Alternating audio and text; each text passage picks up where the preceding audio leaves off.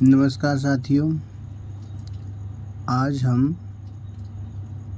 प्रश्न बैंक 2022-23 को सॉल्व करने जा रहे हैं।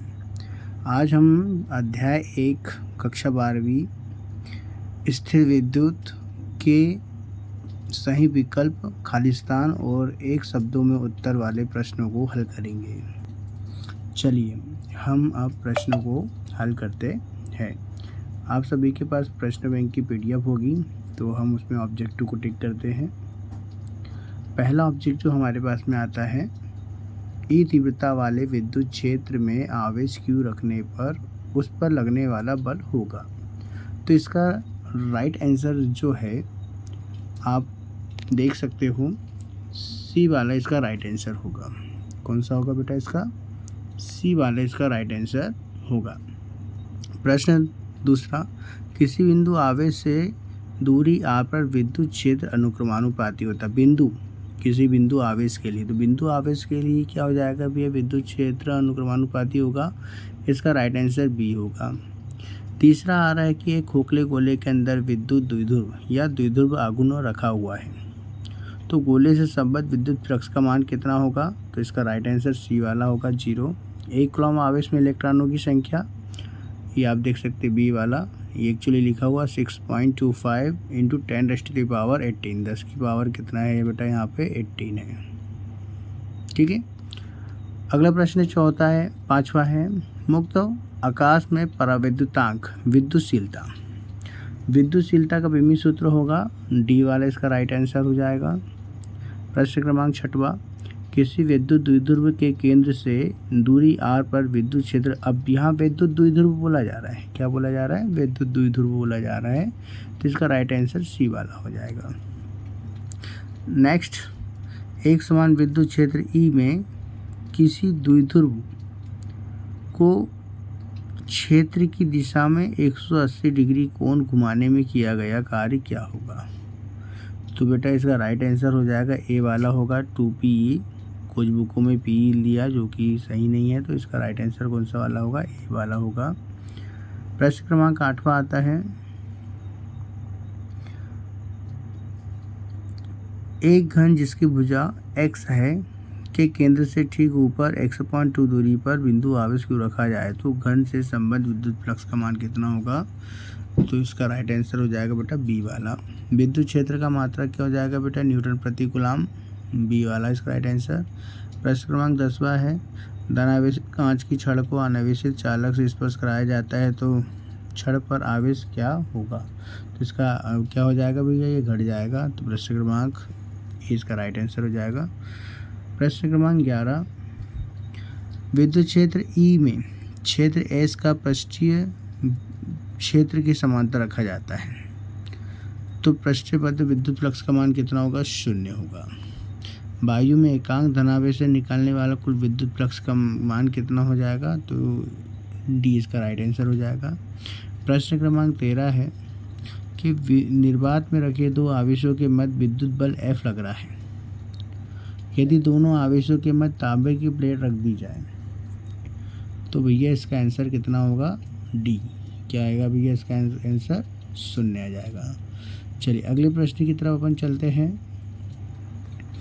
प्रश्न क्रमांक 14 है, एक खोखले विलगित चालक में 10 माइक्रो कूलम्ब का धनावेश दिया जाता है, यदि त्रिज्या 2 मीटर हो, तो गोले से केंद्र से विद्युत क्षेत्र का मान कितना होगा? है ना? तो भैया ये आपको देख सकते हो आप, यहाँ पे आपको कंफ्यूज करने के लिए वो यूनिट दी गई है 10 माइक्रो कूलम्ब। इसका राइट आंसर 0 हो, क्योंकि खोखले गोले के अंदर विद्युत क्षेत्र कितना होता है? 0 होता है। प्रश्न क्रमांक 15, प्रश्न क्रमांक 15, धातु की दो समांतर प्लेटें जिनमें +Q और -Q आवेश है, कुछ दूरी पर स्थित है, यदि यह प्लेटों को केरोसिन, क्या बोल रहा है बेटा? केरोसिन, मिट्टी के तेल की टंकी में डुबो दिया जाए, तो उनका विद्युत क्षेत्र की तीव्रता क्या होगी? तो ऑब्वियसली आपको पता है, इसका राइट आंसर क्या हो जाएगा बेटा? घट जाएगी। प्रश्न क्रमांक 15, एक आवेश Q एक त्रिज्या R के गाउसी है गोले से परिबद्ध है, यदि त्रिज्या 2 गुनी कर दी जाए तो वह विद्युत फ्लक्स का मान कितना होगा। प्रश्न क्रमांक समान ही रहेगा भैया इसका। प्रश्न क्रमांक 16 का क्या आएगा, बी आएगा। प्रश्न क्रमांक 17, दो बिंदु आवेशों के बीच की दूरी r होने पर प्रतिकर्षण बल का मान F है। यदि उनके बीच की दूरी 2 गुनी कर दी जाए तो प्रतिकर्षण बल का मान क्या हो जाएगा। तो 2 गुनी कर दी जाएगा तो क्या हो जाएगा भैया, उसका आधा हो जाएगा। तो इसका राइट आंसर क्या हो जाएगा, ए वाला। अगला प्रश्न हमारे पास में आ रहा है, रिक्त स्थानों की पूर्ति कीजिए। एक ऋणावेश के लिए स्थिर विद्युत रेखाएं होती है। बल रेखाएं कैसी होती है भैया, ऋणात्मक आवेश के लिए ये होगी बेटा अनंत से प्रारंभ होगी। कहाँ से प्रारंभ होगी, ये अनंत से प्रारंभ होगी। तो इसका राइट आंसर क्या हो जाएगा, अनंत। ये अनंत से प्रारंभ होगी। अब आ रहा है अपने पास में कि धातु का परावैद्युतांक कितना होता है। तो इस धातु का परावैद्युतांक भी कितना होता है भैया, अनंत होता है। प्रश्न क्रमांक 3, दो विद्युत द्विध्रुव के बीच की दूरी दोगुने कर देने पर, बीच की दूरी कितना कर दिया जाए बेटा, 2 गुना कर दिया जाए तो उनके मध्य प्रतिकर्षण बल का मान कितना हो जाएगा। तो ये हो जाएगा 16 गुना हो जाएगा। कितने गुना हो जाएगा भैया, ये 16 गुना हो जाएगा। प्रश्न क्रमांक 4, विद्युत क्षेत्र की तीव्रता का एसआई मात्रक कितना होता है। न्यूटन प्रति कूलाम। क्या आएगा भैया, न्यूटन प्रति कूलाम आ जाएगा। प्रश्न क्रमांक 5 देखेंगे हम, दो बिंदु आवेश प्लस की और माइनस की दूरी L, क्या है, दूरी L पर स्थित है तो उनका द्विध्रुव कितना हो जाएगा। अब यहाँ दूरी कितना ले रहा बेटा, 2L लेता तो Q × 2L हो जाता, लेकिन यहाँ पर सिर्फ L लिया है तो इसका क्या हो जाएगा, Q × L। क्या आएगा ये, Q × L आ जाएगा इसका। प्रश्न क्रमांक 6, आवेशित खोखले गोले के ब्लैंक स्थित बिंदु पर विद्युत क्षेत्र शून्य होता है। कहाँ पर होगा भी ये विद्युत क्षेत्र शून्य, कहाँ होता है, अंदर होता है। कहाँ पर होता है, अंदर। तो इसका राइट आंसर क्या हो जाएगा बेटा, अंदर। मूल आवेश का मान, तो मूल आवेश का मान कितना होता है, जैसा कि आपको पता है मूल आवेश का मान कितना होता है, 1.6 × 10⁻⁻19 कूलाम। क्या आएगा भैया, 1.6 × 10⁻⁻19 कूलाम। ठीक।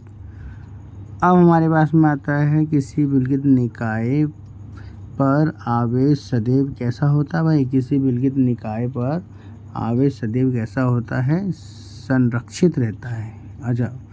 अच्छा इससे पहले प्रश्न क्रमांक 8वां है, किसी विद्युत द्विध्रुव पर नेट आवेश शून्य होगा बेटा, कितना होगा, शून्य होगा। और किसी विलगित निकाय पर आवेश कैसा रहता है, संरक्षित रहता है। क्या होगा बेटा, ये संरक्षित रहता है। प्रश्न क्रमांक 10वां, एक समान विद्युत क्षेत्र में खींची गई क्षेत्र रेखाएं। तो क्षेत्र रेखाएं कैसी होती है, परस्पर समांतर होगी या समदूरस्थ होगी या परस्पर समांतर होगी। प्रश्न क्रमांक 11वां, आवेश का विमित सूत्र क्या होगा, कैपिटल AT। क्या होगा बेटा, AT। आप इस प्रकार से लिख सकते हैं, A और T। एक पदार्थ में इलेक्ट्रॉन की कमी है, यदि इलेक्ट्रॉन की कमी है तो वो कैसा हो जाएगा बेटा, धनावेश होता है। कैसा होता है, ये धनावेश हो जाता है। ठीक। प्रश्न क्रमांक हमारे पास में अब अगला आता है, सही जोड़ी। क्या आ रहा है बेटा अगला अपने पास में, सही जोड़ी। अब यहाँ पे कूलाम बल की बात की जा रही है। तो कूलाम बल सबको दिख रहा है भैया, कौन सा जाएगा, पहले का दूसरा जाएगा। विद्युत क्षेत्र E, तो विद्युत क्षेत्र E जो किसको दर्शाता है, जैसे कि आप सब लोग जानते हैं, विद्युत क्षेत्र E चौथे नंबर पर F/Q को दर्शाता है। प्रश्न क्रमांक C, विद्युत द्विध्रुव आघूर्ण।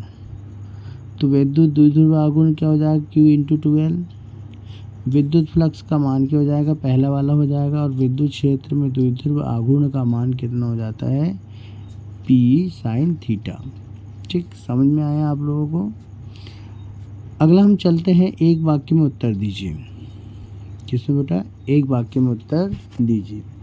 अब ये प्रश्न ध्यान से सुनेंगे। यहाँ पर ये पिछले बार की जो प्रश्न बैंक थी उसमें भी ये क्वेश्चन आया हुआ था और इसमें कुछ क्वेश्चन बढ़ा के दिए हैं। तो पहला आता है कि किस प्रकार के आवेश समूह के लिए विद्युत क्षेत्र एक समान रहता है। तो इसका आंसर लिखेंगे पृथक्कृत स्वतंत्र धनावेश। इसका राइट आंसर क्या हो जाएगा, पृथक्कृत स्वतंत्र धनावेश। पृथक्कृत का मतलब होता है अलग से अलग। ठीक, समझ में आया। दूसरा प्रश्न आ रहा है कि किस प्रकार के आवेश समूह के लिए विद्युत क्षेत्र दूरी के व्युत्क्रमानुपाती होता है। तो इसका राइट आंसर हो जाएगा रैखिक धनावेश। क्या होगा इसका, रैखिक धनावेश। रैखिक धनावेश आएगा इसका, समझ में आ गया। ठीक है, अगले प्रश्न की ओर हम चलते हैं। प्रश्न क्रमांक 3, किस प्रकार के आवेश समूह के लिए विद्युत क्षेत्र दूरी के वर्ग के व्युत्क्रमानुपाती होता है। तो दूरी के वर्ग के व्युत्क्रमानुपाती होता है, ये इसका आ जाएगा बेटा कौन सा, बिंदु आवेश। तीसरे का क्या आएगा बेटा, बिंदु आवेश। ठीक, नोट करते हुए चलिए आप। अगला प्रश्न हमारे पास में आता है चौथा, किस प्रकार के आवेश के लिए विद्युत द्विध्रुव दूरी विद्युत क्षेत्र के लिए दूरी के घन के व्युत्क्रमानुपाती होता है। तो घन के व्युत्क्रमानुपाती होता है तो आप इसको लिए लिख सकते हैं क्या,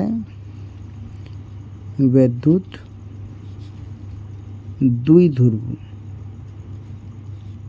क्या आएगा बेटा इसका, विद्युत द्विध्रुव। ठीक, समझ में आया, अच्छे से नोट कर लीजिए, विद्युत द्विध्रुव आता है।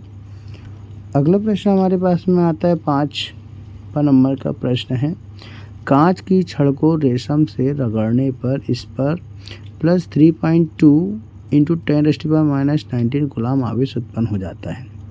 तो रेशम पर उत्पन्न आवेश कितना होगा। तो जैसा कि हम जानते हैं कि भाई नाभिक में जितने प्रोटॉन होते हैं उतने इलेक्ट्रॉन होते हैं।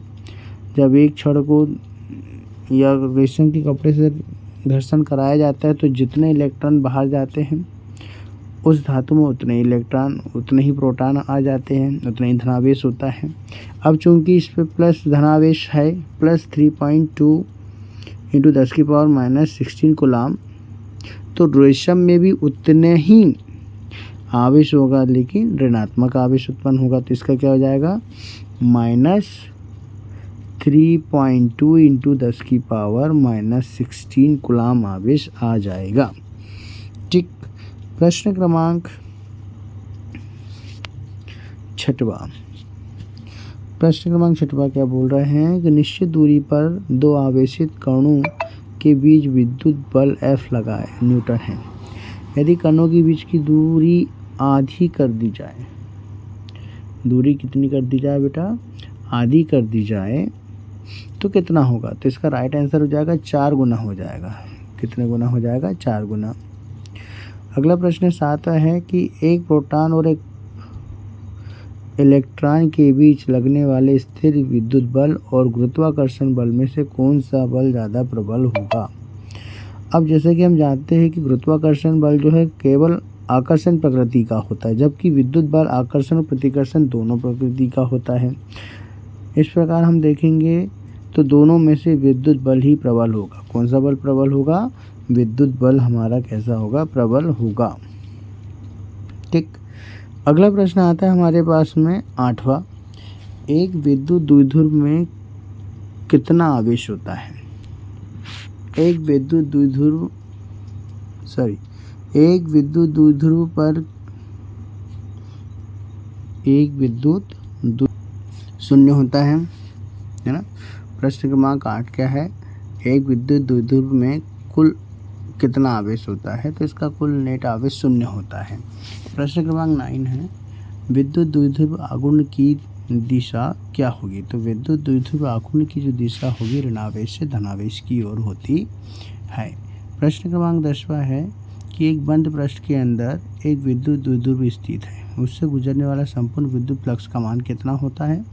तो इसका संपूर्ण विद्युत फ्लक्स का मान बेटा 0 होता है। प्रश्न क्रमांक 11 है, विद्युत आवेश के 2 मूल गुण लिखिए। तो 2 मूल गुण हमारे पास आवेश का क्वांटीकरण का सिद्धांत और दूसरा होता है आवेश संरक्षण का सिद्धांत। प्रश्न क्रमांक 12 आता है कि विद्युत द्विध्रुव से आप क्या समझते हो? तो विद्युत द्विध्रुव से आप क्या समझते हो? तो हम जानते हैं बेटा कि एक आवेश और उनके बीच की दूरी के गुणनफल को विद्युत द्विध्रुव आघूर्ण कहते हैं। लेकिन हम बात कर रहे हैं विद्युत द्विध्रुव की, तो विद्युत द्विध्रुव क्या हो जाएगा? अल्प दूरी पर स्थित विजातीय आवेशों के निकाय को विद्युत द्विध्रुव कहते हैं। उदाहरण के लिए HCl इसके राइट आंसर हो जाएंगे। अब आते बेटा 2 अंक वाले क्वेश्चन, जैसे कि आवेश का क्वांटीकरण क्या है ना? विद्युत आवेश के क्वांटीकरण के मूल कारण क्या हो सकता है? आवेश की उच्चता किससे कहते हैं? सब 2-2 अंक वाले क्वेश्चन है, इसे आप अच्छे से प्रिपेयर कर लीजिएगा। धन्यवाद।